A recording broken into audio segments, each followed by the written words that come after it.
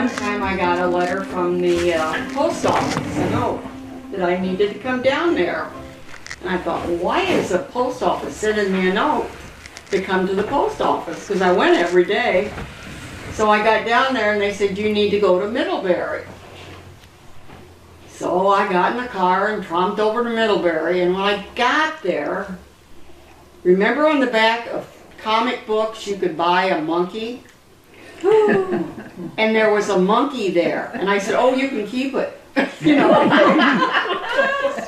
But Chad had bought my son Tommy this monkey, and it was a male. Oh my God. What a cool uncle. You know, it was about this big. Didn't he stand up on top of the curtain rods and Yeah, do his thing all over the... Yeah, we'd go up the curtains and crap all down the curtains and then, you know, I thought, well, I would get cedar chips and put in, a friend of me gave me a big bird cage. Well, a stupid monkey would go over and hang on the bars and pee outside.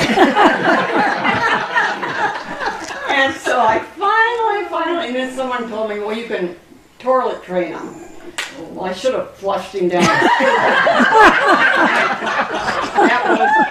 And my husband was afraid he would bite him, so he had these big gloves on, bigger than the monkey. And it was just, but Chet would come down every day and bring it a supper. And that monkey would sit in that cage and lick that supper. Well, finally, I couldn't handle it anymore. And because you had to buy it mealworms and just to, you know, feed him that. And I didn't have my daughter then, and so he used to call the monkey Tommy's sister. Even though it was a male, you know. And it just went on and on and on. And my husband would say, you can't get rid of it. You can't get rid of it. And he did the same thing to my mother-in-law. She got a note to come to the station. And when she got down there, there was a mule. They had baby mules that were supposed to be miniature. And it had initials on the hip, and it was Eep. So they called it Eep, and they kept it for a while. But I finally had the station across from the Sinclair. Well, Watson's dead for a long time. My dad. Huh? My dad. No, it wasn't you. The people lived out on River Road. And they lived in a trailer, and she took that monkey.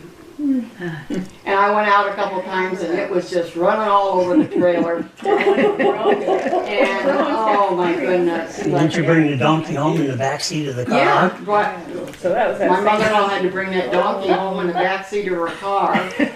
And we finally gave it to a farm. She finally gave it to a farmer because the miniature grew into a full-size donkey. And they lived on East Jackson, you know. You're going to fit in very well with this group. Yeah, oh yeah. Hey honey, I can tell you some things by you and my mom. Whose monkey was it that was...